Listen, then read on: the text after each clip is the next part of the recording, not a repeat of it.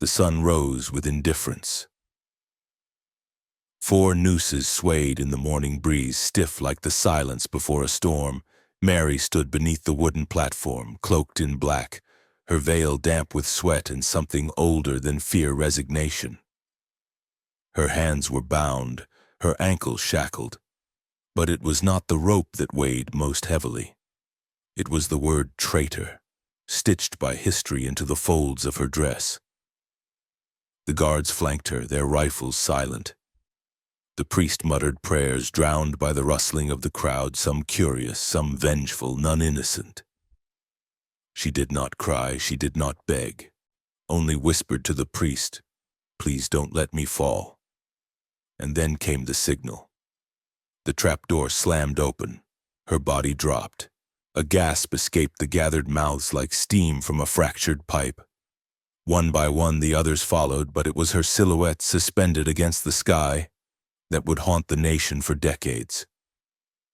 She was not hanged alone, but she was the only one whose ghost still lingers. They said she was guilty by association, that she ran a boarding house where whispers turned into treason, that the room she rented became the furnace of a president's death, that her silence was permission, her ignorance a disguise. They said justice had been served swiftly, righteously, decisively. But history is never that clean. The newspapers painted her as a mastermind in skirts, a shadow behind the assassin's hand. Illustrations showed her cold-eyed and calculating, as if grief had no place in her story. They never showed the woman who buried her son. Never printed the tremble in her voice when she was denied counsel. Never printed the moment the jury voted 5-4 to spare her life and President Andrew Johnson ignored it. They told the people she had plotted with Booth, that the walls of her boarding house held secrets she refused to speak. But the government produced no evidence tying her to the murder itself, no proof she had ordered, arranged, or even understood the plan. What they needed wasn't a conspirator. They needed a symbol. The first woman executed by the United States had to mean something. And so she did. Not because she was guilty, but because they needed someone to say, "This will never happen again." They hanged a message from the gallows, and her body was the parchment. Her name became history's footnote, a question mark where a verdict should be. And when the smoke cleared, all that remained was a woman in black carved into stone as both villain and victim.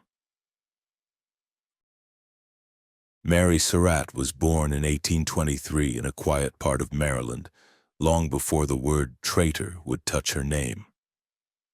She was not born to rebellion or violence, but to the rhythm of Southern Catholicism, the hum of farmland, and the fragile hope of a family that believed in hard work and faith.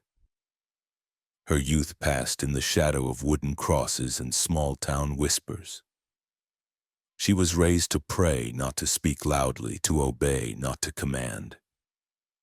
At 21, she married John Harrison Surratt, a man full of ambition and secrets. He built a tavern near Washington in what would become Surrattsville, and for a time the name meant something, a place for travelers, for news, for drink and debate.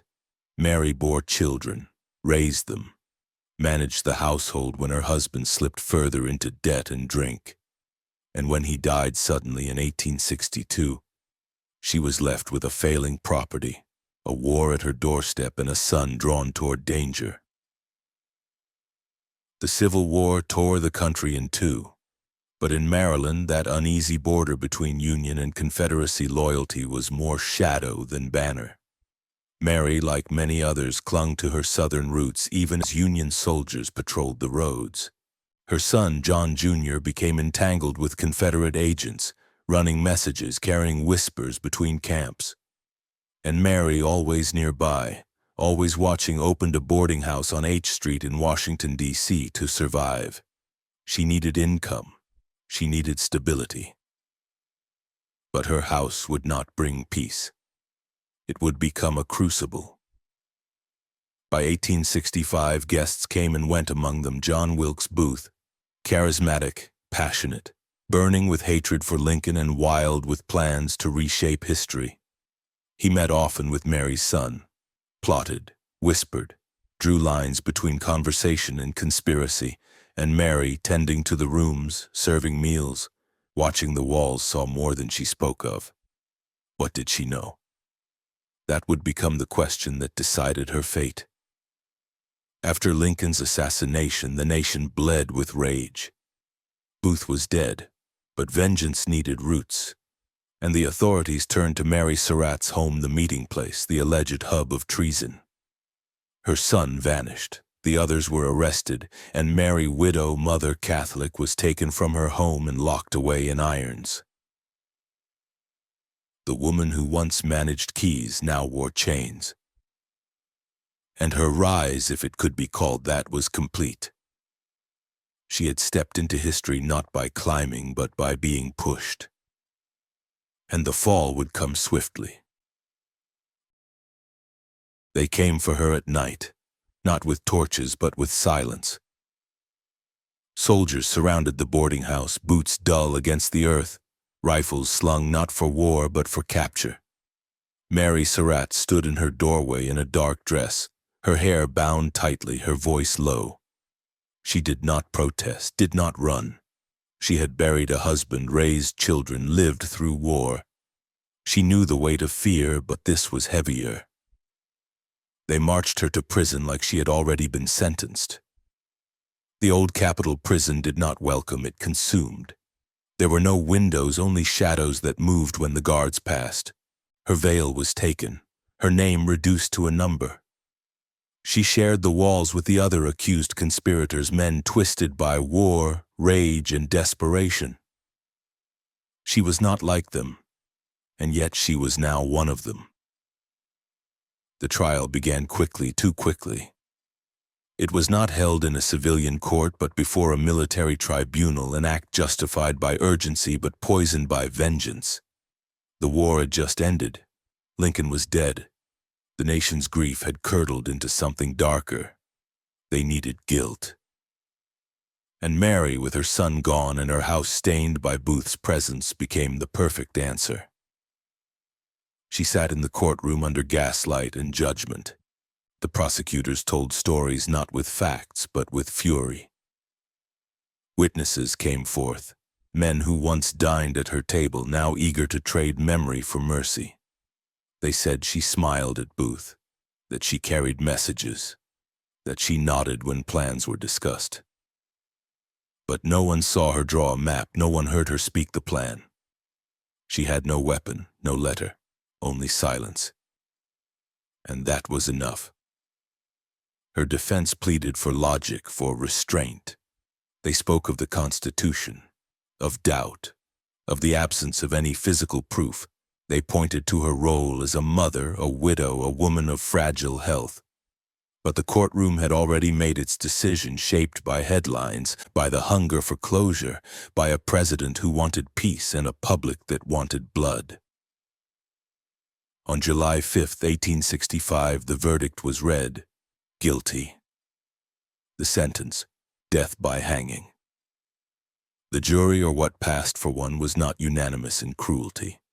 5 members signed a letter asking President Andrew Johnson to spare her life, to commute her sentence to prison.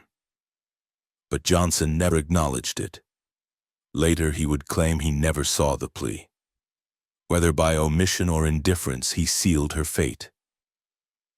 And so, with the ink of silence and the stamp of war, the beginning of her end became irreversible. The morning of July 7, 1865, broke slowly, as if the sun itself hesitated to rise. Inside the dark brick walls of the Washington Arsenal prison, Mary Surratt sat in a small wooden chair. The cell was narrow, but the silence was wider than any grave. She had not slept. She had not cried. She prayed, lips moving without sound, fingers clutching her rosary as though each bead could anchor her to the world that was slipping through her hands. Outside, carpenters had been working since dawn. The gallows stood tall in the courtyard, a frame of justice or of vengeance, depending on the eyes that watched it rise. 4 ropes dangled. 4 pine coffins waited in line. The crowd had already begun to gather, eyes filled with something far less holy than closure. At 1:15 p.m., the door to her cell opened. The guard spoke her name. She rose. They dressed her in black. Her veil fell across her face like a curtain drawing closed. The priest offered comfort, but comfort is a fragile thing in the presence of inevitability. She walked slowly, her steps steady, almost graceful. A soldier whispered that she looked like she was attending a funeral. She was her own. The other 3 condemned men, Lewis Powell, David Harold, George Surratt, stood already on the platform, their faces pale, their hands bound, their eyes darting between sky and scaffold. Mary climbed last.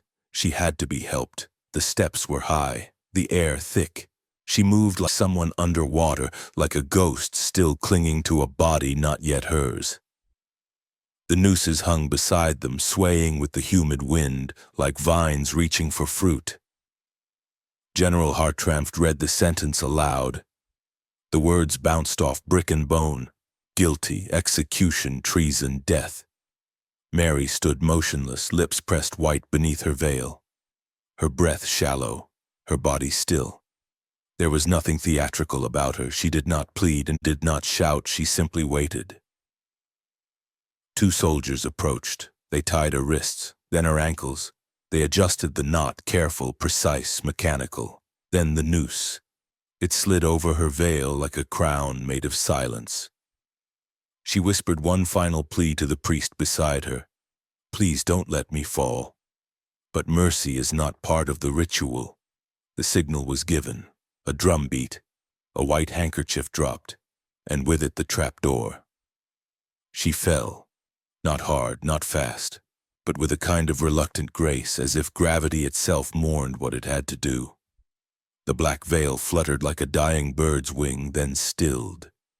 The rope groaned, her body swung, and the crowd fell silent, not out of reverence, but because they had just watched the U.S. government kill a woman for the first time. The others dangled beside her, but it was her body hanging there in full black face, hidden, feet inches above the earth that carved itself into the minds of everyone watching. She hung longer than the rest, a sign, some said, that her death did not come easy. A sign, others whispered, that her spirit refused to go. When it was over, the soldiers cut the ropes. The bodies dropped like broken statues. They placed her in a pine coffin, name carved in haste, nails hammered down like the final word of a verdict that could never be undone. The body was still, but the questions had just begun. The courtyard emptied, but the air stayed thick. 4 coffins lay in the heat, but only one drew whispers. Mary Surratt, draped in black, now nailed in pine, had become something more dangerous than a conspirator. A question. Her name clung to the prison walls, to the soldiers' hands, to the eyes of every woman who watched and wondered what crime a body must commit to deserve such an ending. News of the execution raced through Washington like blood spilling from a wound. Papers printed headlines in bold, but even their certainty trembled beneath the ink. Some praised it, said justice had been served, said treason had no gender, but others, quieter, slower, older, felt something crack. It wasn't just her death.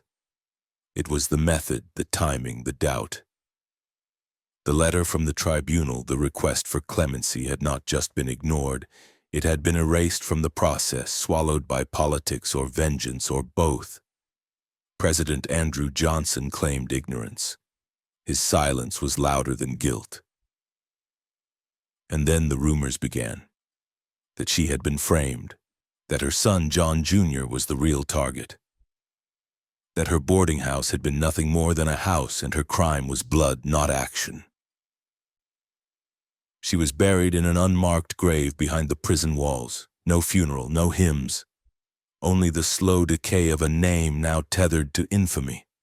The soldiers who stood watch that day spoke of her stillness, of how she didn't flinch, of how it haunted them more than the others' cries.